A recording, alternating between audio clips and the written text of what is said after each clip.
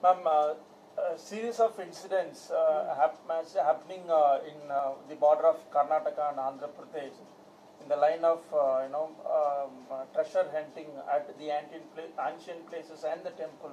And very recently this had happened right after the Hampi attack. Now one more Hindu site now comes under vandalization. So how do you react to this, and what kind of action that you are expecting from the state government and the concerned department? See, this incident should be viewed from about 3 viewpoints minimum. If you take, now we are reporting about Hampi and this particular Navabrindavana, which is near Mantralaya. If you take even Tamil Nadu, in a different way this is happening. The idols, temple idols being stolen. The crux of the problem lies in our legal system. First, we do not show respect to our heritage. We go to Smithsonian and we go and rave about it somewhere there, or go to Australia, the places where there is not much of history at all. But here we have so much of history spread over about how many years, I can't even name it. And the Sanatana Dharma has withstood all this onslaught, and it is only becoming worse. First, I will tell you where the basic drawback is. One is our laws. Basic thing, if somebody commits a crime in such, you take the idol wing, the temple idols, which has been stolen everywhere, all over Tamil Nadu.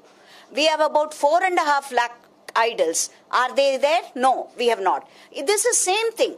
This vandalism in Hampi or this again in Navabrindavana smacks of only that, where we do not know to take care of our heritage properly.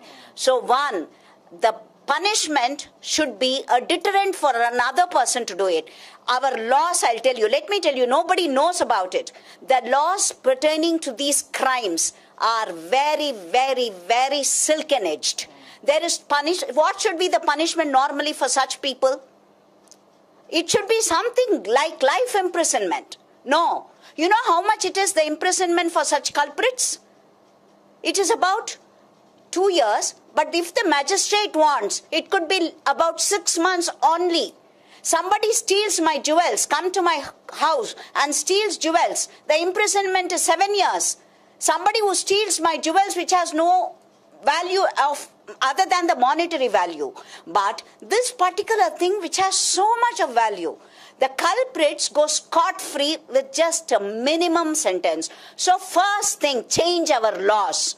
The miscreants and the culprits of these should undergo life imprisonment. They should not be very lenient. So first, change our laws. Second, what we have been shouting from rooftops, the government, either the central government or the state government, they seem incapable of taking care of our temples, its treasures. So give it back to us, the Hindu community.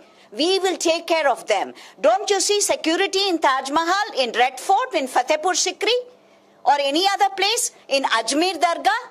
Why this? Why this sort of an attitude towards the place of Hindu worship alone? This particular Navabrindavan, I'm surprised. You know, I have gone to those places. It is the Brindavan of Madhvacharyas, nine top saints of the Madhva cult. I have gone there. It is not so easy. It is not that you reach that place by road or anything like that. You go to a place, Anekunde, which you have to travel through Mantralaya or Hyderabad or somewhere. And then you have to take a boat to this particular site. It is not easy. And when Tungabhadra is flowing, they even stop. You cannot even go by boat. So that particular place where it is so secluded, if people could reach that place, the criminals could reach that place, vandalize such sacred Brindavans of our saints. What insult could be more than this? Why are they not? See, it is happening everywhere. It is happening even in a secluded area. So nothing is safe. No Hindu place of worship is safe. No Hindu thing that is traditional, that is dear to our heart is safe. So even India, if you say today, the central government needs to do a lot of rethinking on these issues. The Ministry of Culture has to do a lot of homework. Let me tell you why we are all upset now. When the Puri temple issue came, the court gave a judgment that an advisory panel has to be formed. Till date, it has not been formed. Why this lethargy? Why this laconic attitude towards our sites alone? Why is this not shown? And let me tell you, our places are ancient, steeped in tradition of heritage value, of so much of value, which cannot be which cannot be measured in terms of the monetary value at all. Our sites. But what about the Christian or a Muslim thing? They are not ancient. They can just be built like this. They are not just recent times. But what is the security provided for those places? Which is in their own hands. Their own religious heads take care of them. Why can't they give it back to us? You have repeatedly shown that you are incapable of taking care of us, taking care of the Hindu population, taking care of the Hindu place of worship, taking care of Hindu tradition, taking care of Hindu heritage sites. So that means we are secondary citizens here. Do we keep quiet anymore?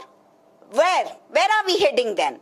If we can see a country which has no heritage like America, if they can preserve their traditions so much, why this laconic attitude towards our Hindu this thing alone? It is very hurting, and I'm surprised because this particular Hampi thing, so much, so rich in its architecture, we cannot build it today.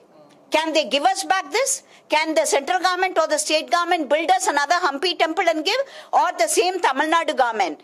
Can they build another temple in Thirupugalur? Can they build another Chidambaram temple? Can they build another Thiruvannamalai temple? You know something? Why I am hurt? Thiruvannamalai latest. There is a Muruga idol inside that temple. That has been stolen. Nobody reports about that. Every day something is happening in a Hindu place of worship. We are losing things of so much of value. The value cannot be mentioned in terms of so many billions, so many trillions. No, it is beyond that.